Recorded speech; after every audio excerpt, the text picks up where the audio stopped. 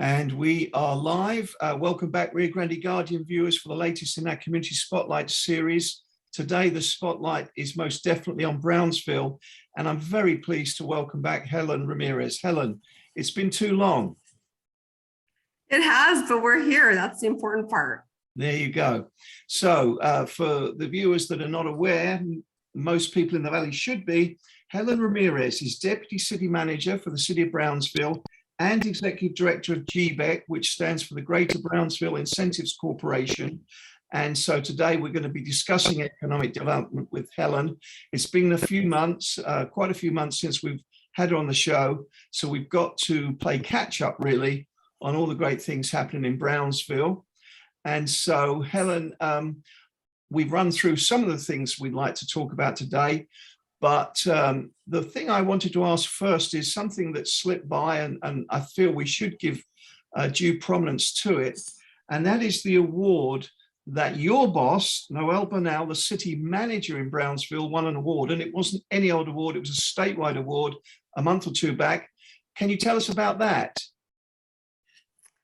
Yes, Noel Bernal, city manager for the city of Brownsville, was awarded the 2022 Administrator of the Year by the Texas City Management Association, and that his colleagues voting for him, the regional nominated him, and we're so pleased to see him voted Administrator of the Year for his leadership in Texas, good practices, financial stability of the city. As you can see, we maintain our AAA rating, and just all the good, innovative and sustainable development that we've done in Brownsville, and we continue to do. So really recognizing, and Mr. Bernal is always very humble, where he always talks about his team, the employees, over 1,200 employees that we have in the city of Brownsville. So a city manager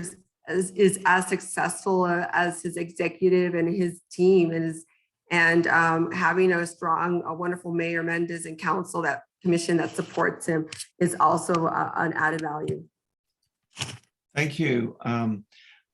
Yeah, we couldn't let this go by without giving a plug to that very prestigious award. So thank you for that.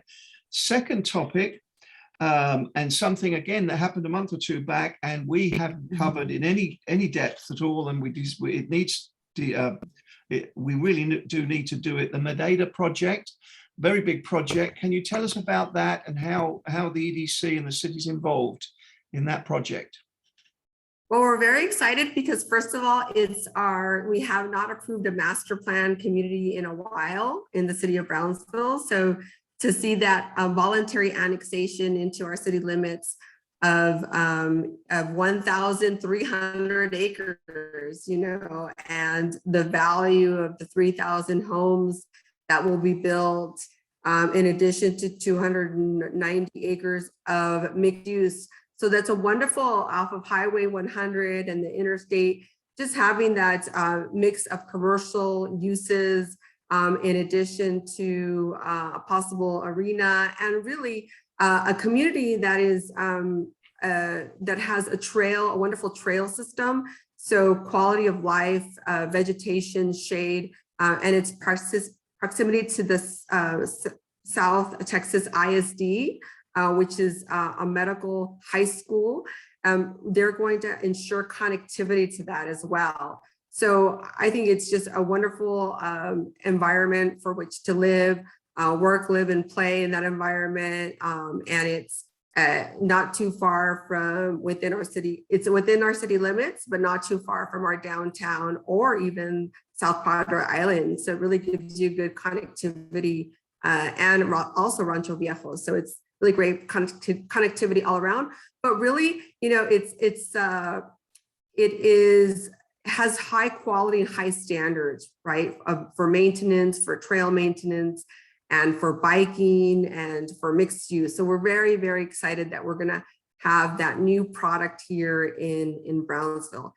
And we anticipate that it will generate millions, close to $1 billion in value. The city approved with the Cameron County, so that was great, a tax increment reinvestment zone, number 4. And that aids a developer in reimbursing up to $90 million worth of infrastructure. What's nice about the infrastructure is that it does include that trail system and those amenities that many communities want and expect. As you know, the city of Brownsville and the RGV-MPO have a commitment to trail network with the Caracara trails and our own Battlefield trails and how we've grown that throughout the city. So that this community, master plan community, speaks to the importance of a trail system in and around the city of Brownsville and connecting to adjacent communities, such as in this case, Rancho Viejo. And what's your time scale for that project? Well, the good thing is that it's already broken ground. So we're excited about that. So they've already begun the first phase residential home development. Thank you. And the next subject we want to cover, I understand you're getting into the hotel business. Absolutely. I mean, not the city. We support hotel development. Our first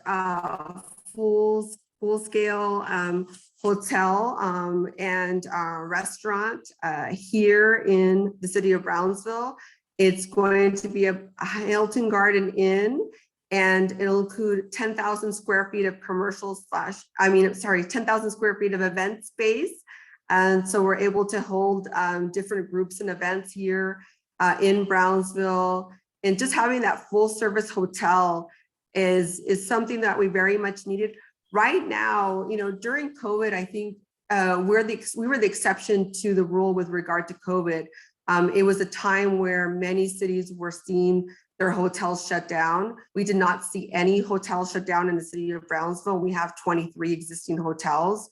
What we actually saw was an occupancy rate of 65 to 70% despite COVID. If you looked at Dallas's numbers, they were at 35 to 40% occupancy. So we commissioned a 2021 hotel feasibility study that demonstrated that we had a strong demand that was not being met back in 2021. Now that was during COVID. So our need is very great right now. We can actually take on another full service hotel if we want to do, but we're so happy that this approval came quickly. The developer has experience here, has had 3 current hotels here. So just to know that they want to expand and make it a full service hotel with a beautiful convention center space. And so we're just very proud and very happy of this development.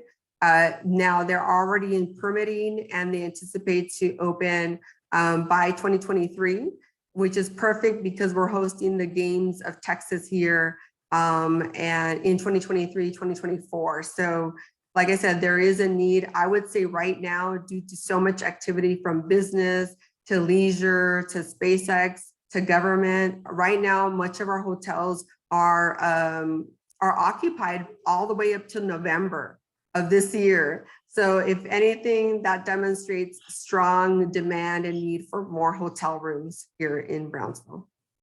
Somebody was telling me that the hotel rates are the highest in the valley. Is that correct? I would say because of the demand, because the demand is so great.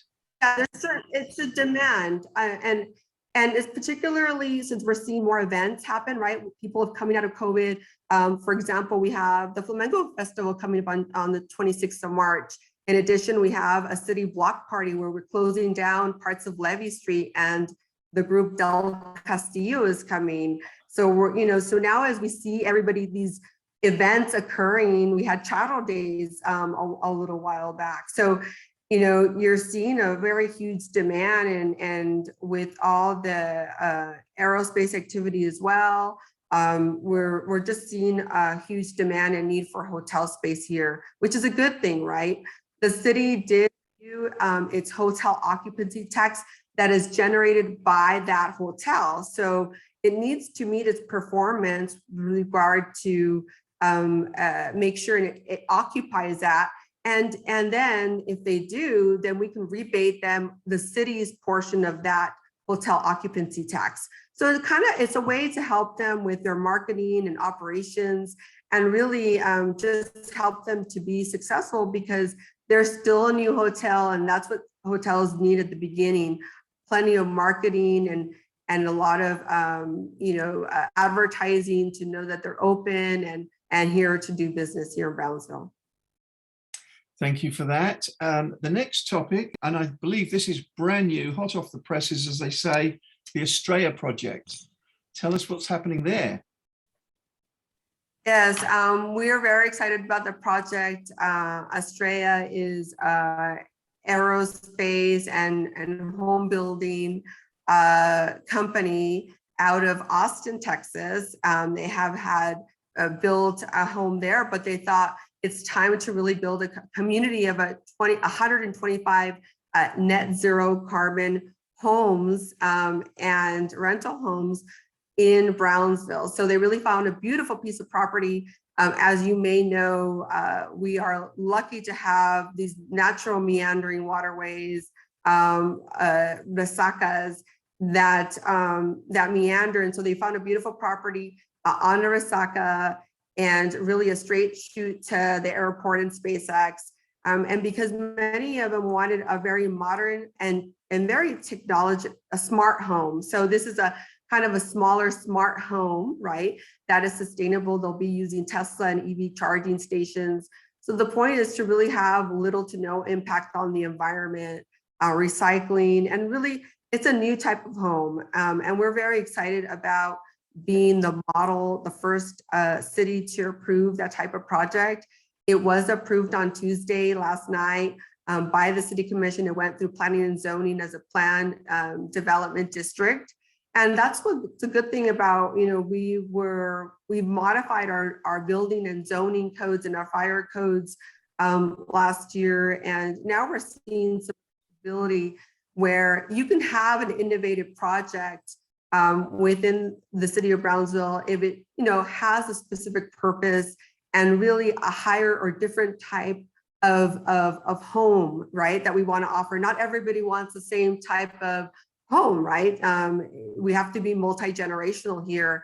And so here they saw a need for this type of home, and why not? We are in this aerospace and technology area of the state of Texas, and so they've been very open and welcoming. So very excited about. They've shared a video of their homes, and they're already. I know that there's already a list of people signing up to rent the homes, and maybe they'll eventually be for sale as well. So for us, it's very exciting to see one of the most innovative developments for homes in Brownsville, Texas.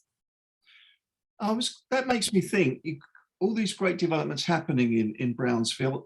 You represent the city across the country, across the state. You go to the trade shows and the trade association meetings. Can you tell us in your experience that whether Brownsville's becoming better known, there's more notice, more attention being paid to your city? Absolutely.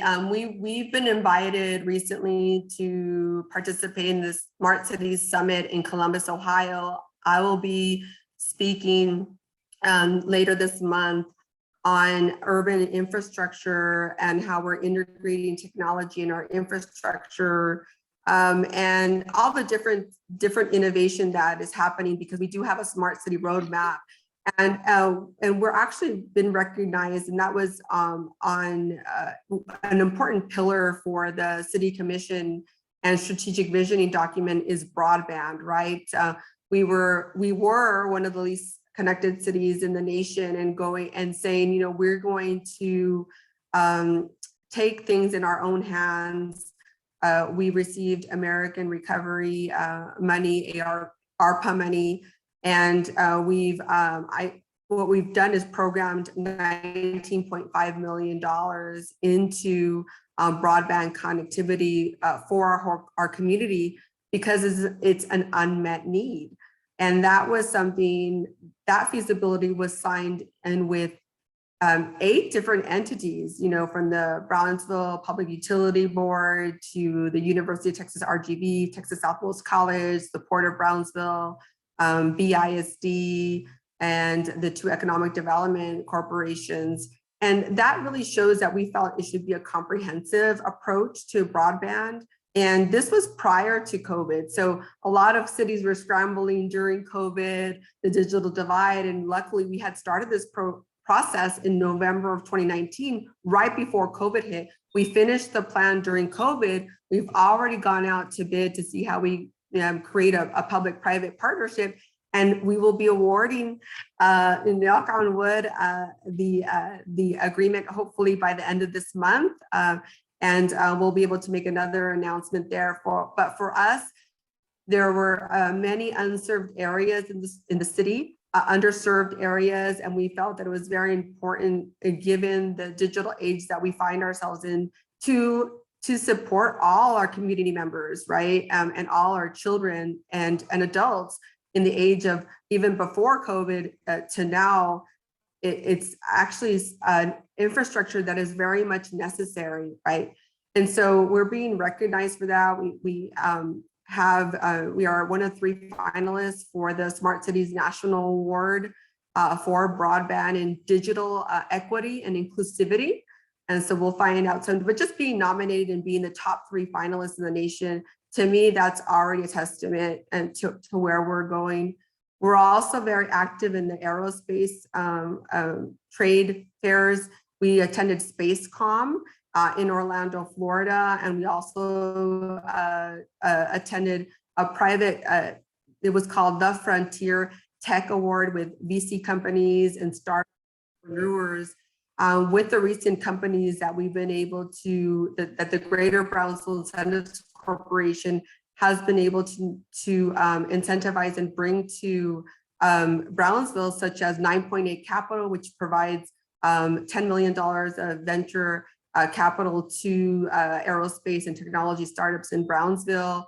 They're also working on a scholarship program with the UT RGV on a space MBA, and also Space Ventures, which you might have heard of, is crowdfunding up to $5 million for aerospace companies. They were actually founded in Florida and awarded within the top 100 startups in the state of Florida. And the fact that they chose to establish themselves in Brownsville as well really shows that they really believe in where we're going, and believe that we, one thing is SpaceX here, and one of the things what's important for me to convey is that it really doesn't matter what size of a company you are, pre-seed, startup, a small company, or large companies such as SpaceX.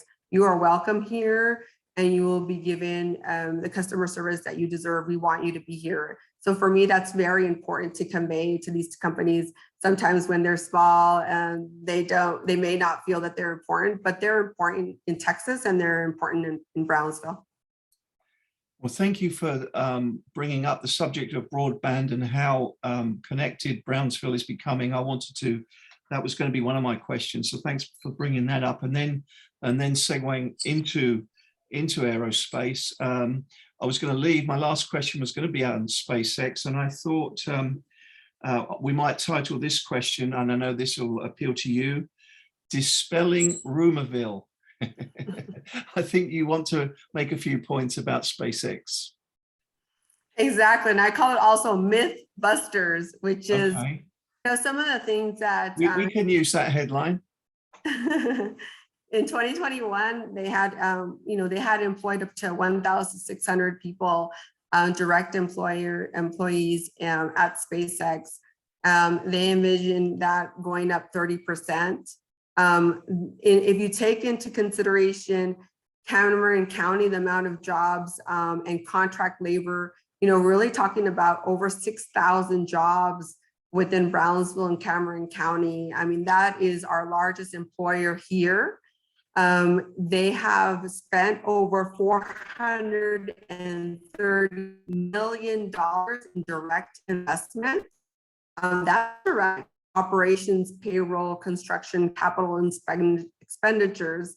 So when a company spends that much money, they're really going to think, long and hard before changing something where really geographically it has a very strong advantage because it has a 40% better efficiency with launches from here than any other place in the nation. So that's a big advantage of being here.